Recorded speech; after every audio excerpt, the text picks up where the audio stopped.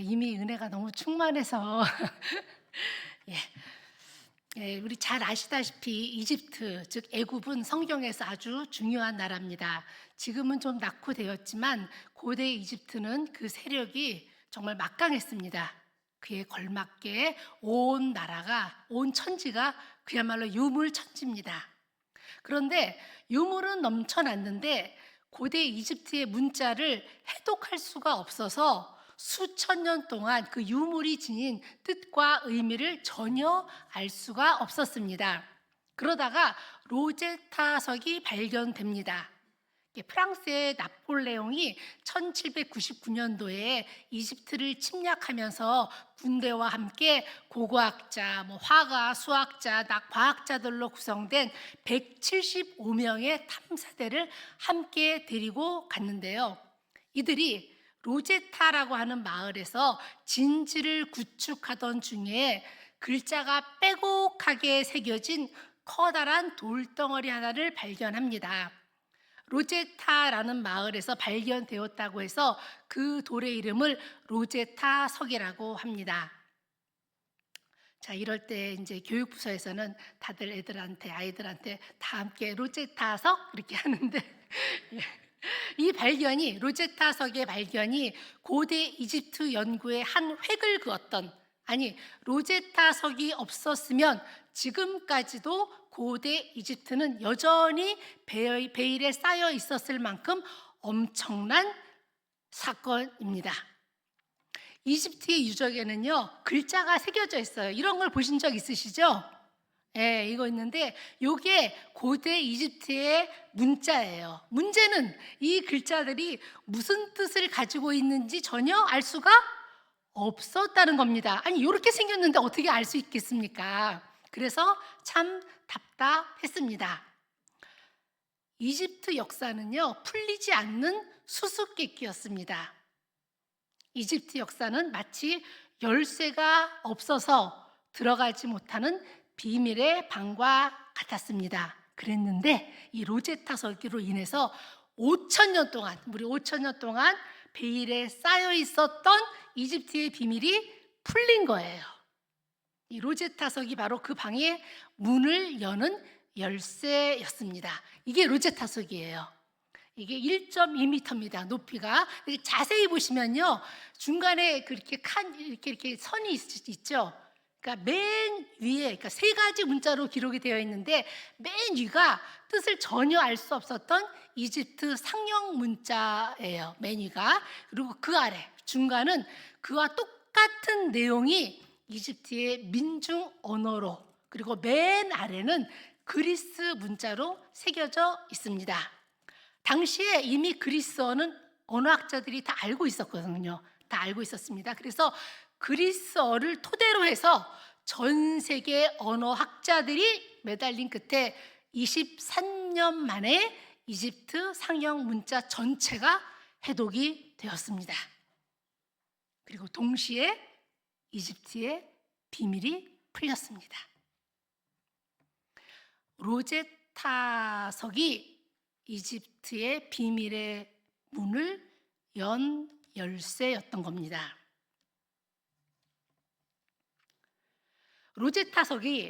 로제타석으로 인해서 굳게 닫혀있던 고대 이집트의 비밀이 풀렸듯이 예수님으로 인해서 성경의 비밀이 풀렸습니다.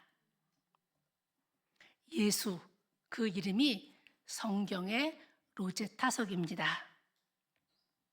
성경의 신비한 문을 열어주는 열쇠, 성경의 참 의미를 밝혀주는 등불, 예수님으로 인해서 성경은 비로소 그 의미가 분명히 드러났고 바르게 해석될 수 있게 되었습니다. 신약 성경 없이 구약 성경만 보면은요, 도대체 이게 무슨 뜻인가 하는 그렇게 알 수 없는 것들이 있습니다. 예를 들면 이사야서 7장 14절 다 함께 읽겠습니다. 시작. 처녀가 잉태하여 아들을 낳을 것이요 그의 이름을 임마누엘이라 하리라. 아멘. 처녀가 어떻게 아이를 낳지? 그래서 유대인들은 이 처녀를 결혼은 했지만 아직 젊은 여인을 뜻한다. 그들은 구약 성경을 온전하게 해석할 수가 없었습니다. 사도행전 8장에는요, 예루살렘에서 유월절을 지내고 돌아가는 에티오피아 내시의 이야기가 나옵니다. 그는 돌아가는 길에 마차 안에서 이사야 53장 종의 노래를 읽으면서 이렇게 고백합니다. 글자를 아니까 읽기는 하는데 도대체가 이사야 선지자가 말하는 이 사람이 누구냐? 나는 모르겠다.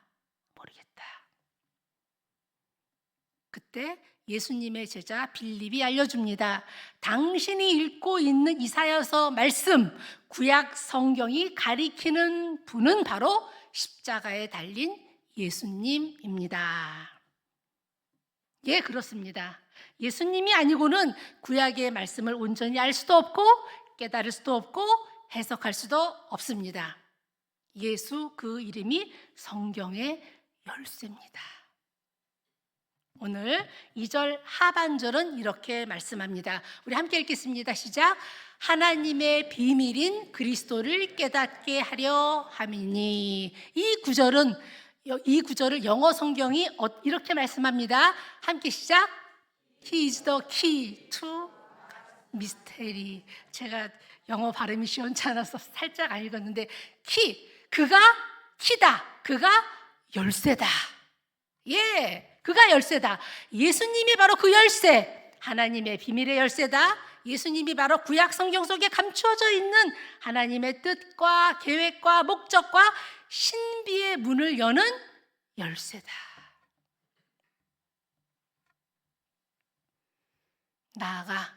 나아가 예수님은요, 우리 인생의 로제타석입니다.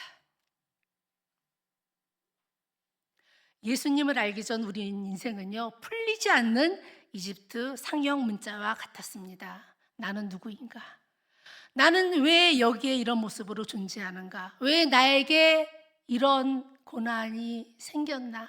나는 왜 이런 어려움을 겪고 있나? 죽음 이후에는 무엇이 있는가? 도대체가 풀리지 않는 의문투성입니다. 세상에는요, 답이 없습니다. 답이 없어요. 철학의 끝도 불가지론, 모르겠다, 허무입니다. 그 비밀은 오직 예수님 안에서만 해결되고 예수님으로만 풀립니다. 우리 다시 한번 골로새서 읽겠습니다. 시작. 그 예수님 안에는 지혜와 지식의 모든 보화가 감추어져 있느니라. 아멘. 그렇습니다. 예수님 안에 성경과 세상과 우리 인생을 해석할 수 있는 지혜와 지식의 모든 보화가 감추어져 있습니다. 예수 그 이름이 비밀의 열쇠입니다. 그래서 기독교 저술가인 C.S. 루이스라는 분은 이렇게 고백합니다. 나는 해가 뜬다는 사실을 믿는 것처럼 예수님을 믿는다. 단지 해를 보기 때문만이 아니라 그 해를 통해서만 모든 것을 비로소 바라볼 수 있기 때문이다. 예, 해를 통해서만 모든 것을 바르게 볼 수 있듯이 예수님을 통해서만 모든 것을 비로소 바르게 보고 바르게 해석할 수 있습니다. 특히 우리 인생에서 가장 해석하기 어려운 난제죠, 난제. 바로 고난이라는 문제도 우리 예수님을 통해서만 해석될 수 있습니다. 다른 길이 없습니다. 없어요. 헤롤드 쿠시너라는 유대교 랍비가 있었어요. 2023년에 아마 돌아가신 걸로 알고 있는데 그는 하나님을 믿으며 교구를 성실하게 돌보던 분이었습니다. 그런 그에게 아들이 하나 있었는데 이 아들이 3개월 됐을 때부터 시름시름 앓는 거예요. 그 얼마나 이뻐요. 3개월 된 아기가 시름시름 앓아요. 병원에서 진단을 받았는데 놀랍게도 조로증이었습니다. 조로증은 말 그대로 노화가 급속하게 진행되는 병입니다. 대여섯 살이 되면 벌써 청년의 몸이 되고 그리고 10살 정도 되면 아주 늙어요. 그리고 온갖 성인병을 다 앓으면서 굉장한 고통을 겪으면서 죽습니다. 이 랍비가, 이 아버지가 하나님께 얼마나 기도했겠습니까? 얼마나 기도했겠어요. 그러나 아들은 결국 14살에 죽습니다. 그는 질문합니다. 하나님은 선하시고 그리고 전능하신 분인데 왜 아무 죄 없는 내 아들을 고쳐주지 않으셨나? 질문할 수밖에 없죠. 오랜 기도와 생각과 고민 끝에 그는 이런 결론에 다다릅니다. 하나님은 선하면서 동시에 전능하실 수는 없다. 둘 다일 수는 없다는 거예요. 하나님이 선하기도 하고 전능하기도 하시다면 그분은 당연히 내 아들을 고쳐주셨을 거다. 내 아들을 고쳐주시지 않은 걸 보니 하나님은 선하지 않거나 전능하시지 않다. 둘 중에 하나는 아니다. 그래서 그는 포기합니다. 하나님의 전능하심을 포기합니다. 하나님은 선하시다. 그러나 능력은 없으시다. 제가 가만히 생각해 봤어요. 도대체 그는 왜 그런 결론을 내렸을까? 머리가 나빠서요? 배운 게 부족해서요? 성경을 몰라서요? 아니요. 그럼 머리 좋고요, 배운 거 많고요, 또 성경도 모세 어경을 히브리어로 줄줄 외우는 사람입니다. 그런데 그가 왜 그런 결론을 내렸을까? 제 생각에 그가 랍비였기 때문이라고 생각합니다.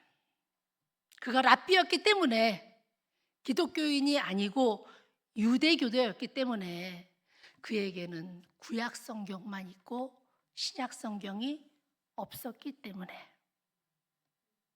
그에게는 예수 그 이름이 없었기 때문입니다. 유대교는 말합니다. 메시아가 있는 곳에는 고통이 없다.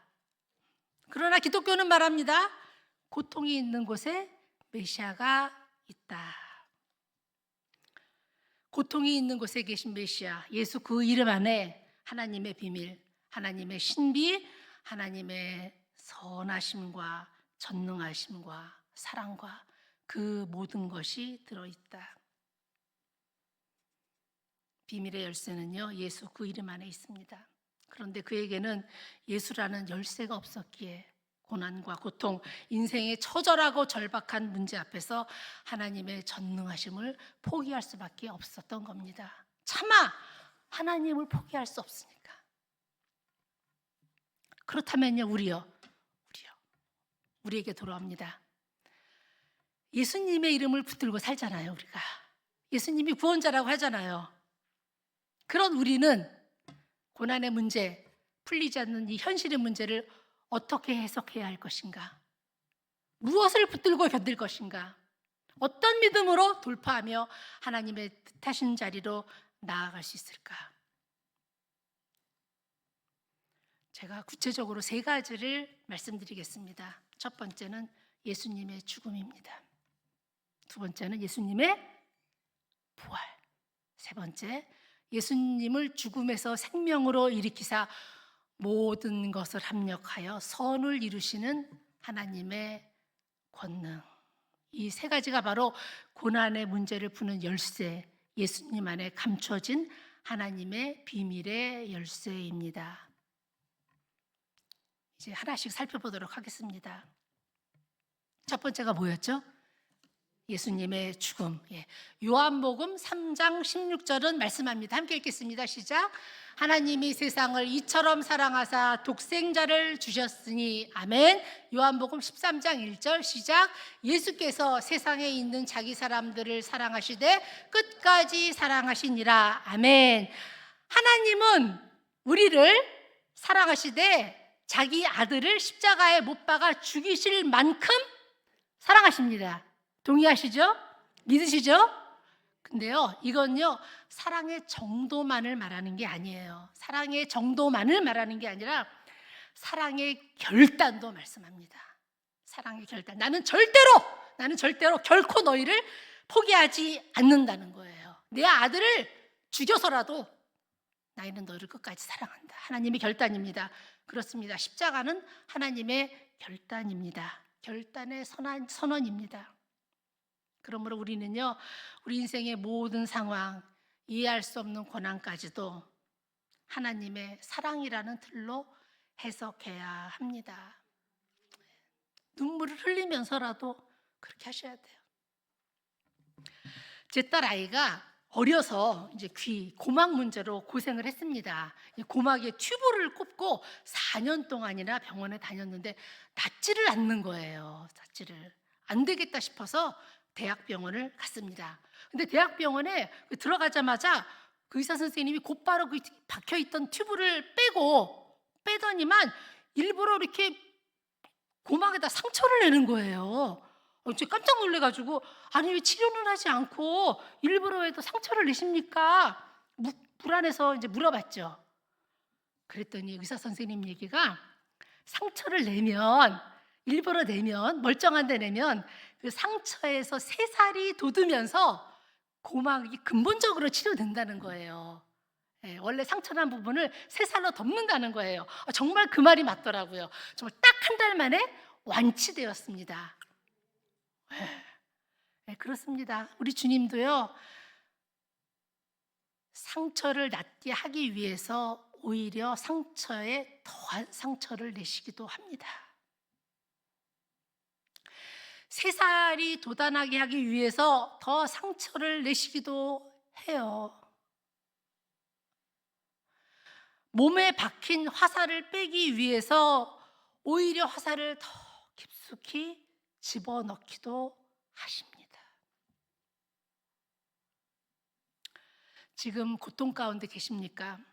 그 고통은 회복을 위한 과정임을, 모든 것이 주님의 사랑이심을 믿으시기 바랍니다. 십자가가 끝인 겁니다. 두 번째가 뭐였죠? 부활이죠. 예수님의 부활입니다. 네. 부활의 관점으로 바라봐야 된다는 거예요. 하나님은 우리를 홀로 버려두지 않으시고 성령님을 보내주시고 우리 가운데 그리고 내 안에 거하게 하셨어요. 하나님이 성령님을 보내주셨어요. 그 성령님은 죽은 자를 살리신 부활의 영이십니다. 그래서 우리는 모든 문제를 죽음이 아닌 부활의 관점에서 바라보고 해석해야 합니다. 로마서 8장 11절입니다. 시작. 예수를 죽은 자 가운데서 살리신 이의 영이 너희 안에 거하시면 그리스도를 예수를 죽은 자 가운데서 살리신 이가 너희 안에 거하시는 그의 영으로 말미암아 너희 죽을 몸도 살리시리라. 아멘. 아멘. 너희 죽을 몸도 살리시리라. 고난이 끝이 아니고 실패도 끝이 아니고 죽음마저도 끝이 아니라는 거예요. 하나님이 보내신 성령께서 두려움을 죽이시고 평안으로 부활하게 하십니다. 슬픔을 죽이시고 기쁨으로 부활하게 하십니다. 죽음을 죽이고 생명으로 부활하게 하십니다. 그래서 우리의 두려움의 그 자리가 평안으로, 슬픔의 바로 그 자리가 기쁨으로, 절망과 죽음의 자리가 소망과 부활의 자리로 역전됩니다. 문제 가운데 계십니까?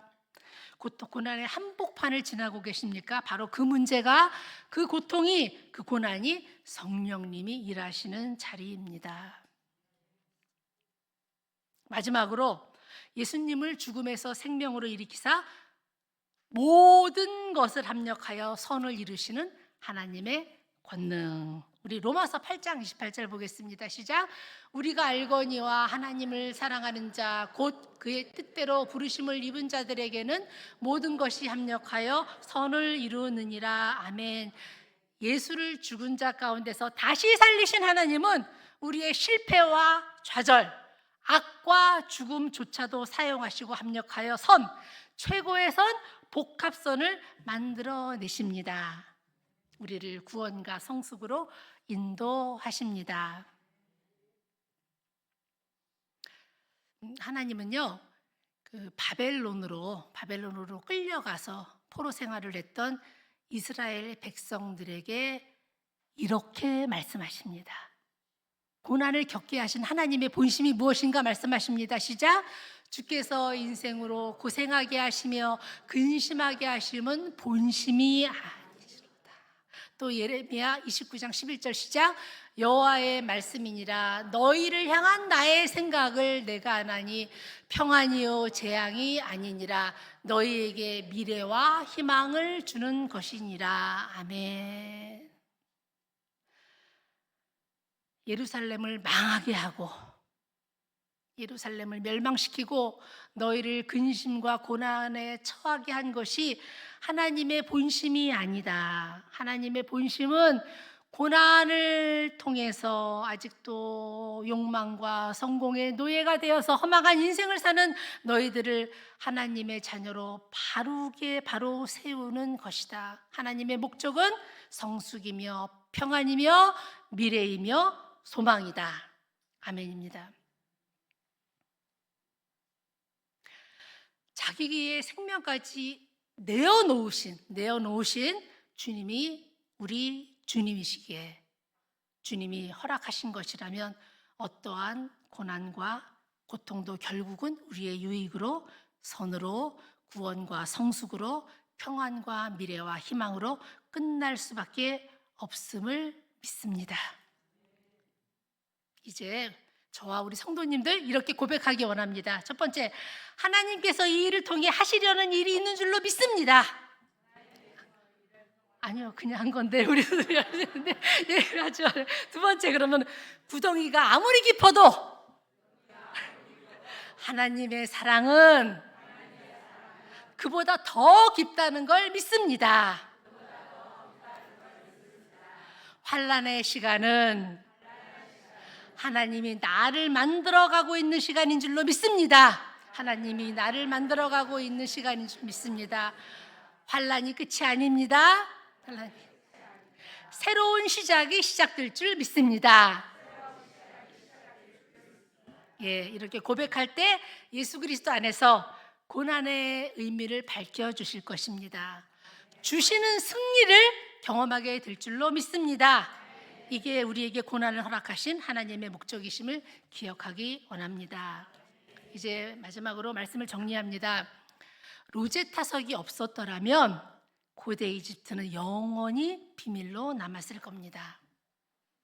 예수님 없이는 우리 인생도 풀리지 않는 수수께끼로 남습니다. 예수, 그 이름이 우리 인생의 로제타석입니다. 예. 그러면 그 예수, 그 이름 안에 나타난 하나님은 어떤 분이신가 정리합니다. 하나님은 죽기까지 나를 사랑하시는 하나님. 그러므로 고난까지도 하나님의 사랑으로 해석하고 받아들이십시오. 우리가 천국에서 지나온 인생을 보게 되는 날 우리의 인생 한 점 한 점이 우리를 그 천국에 서게 하기 위한 하나님의 계획이었음을 알게 될 것입니다. 두 번째로, 하나님은 죽은 자를 다시 살리시는 하나님이십니다. 죽음이 끝이 아닙니다. 실패가 끝이 아닙니다. 하나님은 그리스도 안에 있는 우리를 어떠한 시험도 고난도 능히 이기게 하시고 결국 승리를 주십니다. 제가 보니까요, 승리는 내가 취하는 게 아니고 내가 이루는 게 아니라 주시는 거더라고요. 예, 더욱 주님을 의지하십시오. 세 번째, 하나님은 모든 것을 합력하여 선을 이루시는 하나님이십니다. 결국 우리를 구원과 평안과 소망의 자리로 반드시 이끄십니다. 우리가 구원을 받았는데, 그리고 신앙의 현실은요, 솔직히 말하면 기쁘거나 만족스럽지 않습니다. 우리가 진리를 소유하고 하나님의 은혜 가운데 살고 있는데 삶은 여전히 고달픕니다. 그런데요, 신앙의 신비는 이 같은 고달픈 현실이 우리의 신앙을 자라게 하고 우리를 믿음의 장성한 분량에 이르게 한다는 겁니다. 어거스틴은 말했습니다. 믿으면서 생각하고 생각하면서 믿어라. 예수님을 믿으면서 생각하시고 생각하면서 믿음으로 죽음을 삼키시고 승리를 주시는 하나님의 사랑을 만나는 복된 사순절 되시기를 주님의 이름으로 축원합니다. 우리 다 함께 예수 가장 귀한 그 이름 찬양하시겠습니다. 그렇습니다. 예수님 그 이름이 가장 귀한 이름입니다. 예수 가장 귀한 그 이름 예수 언제나 기도 들으사 오 예수 나의 손 잡아주시는 가장 귀한 그 이름 예수 찬양하기 원하네 예수 처음과 나중 되시는 오 예수 날 위해 고통당하신 가장 귀한 그 이름이시여 예수 왕이 되신 주 예수 당신의 끝없는 사랑 오 예수 목소리 높여 찬양해 가장 귀한 그 이름 우리 함께 주신 말씀으로 기도할 때 그렇습니다. 주님 예수 가장 귀한 그 이름 그 이름이 비밀의 열쇠이십니다. 내 인생을 해석하고 고난의 비밀을 해석해 주실 분 오직 예수 한 분뿐이십니다. 이제 나의 아픔과 상처에서 눈을 돌려 주님만 바라봅니다. 주의 능력으로 우리를 새롭게 하여 주시사 환난 중에도 주님을 신뢰하며 내게 주어진 길을 주님과 함께 믿음으로 걸어가는 성도님들 다 되게 하여 주시옵소서. 주여 내 손 잡아 주시옵소서. 주여 날 새롭게 하여 주시옵소서. 함께 주님의 이름을 부르며 주의 이름으로 기도하겠습니다. 주여 감사합니다. 주님의 이름을 높이며 나아갑니다. 주님의 이름 안에 모든 지혜와 지식의 보화가 감춰 있음을 믿음으로 나아갑니다. 비밀의 열쇠 되신 주님만을 붙들고 나아갑니다.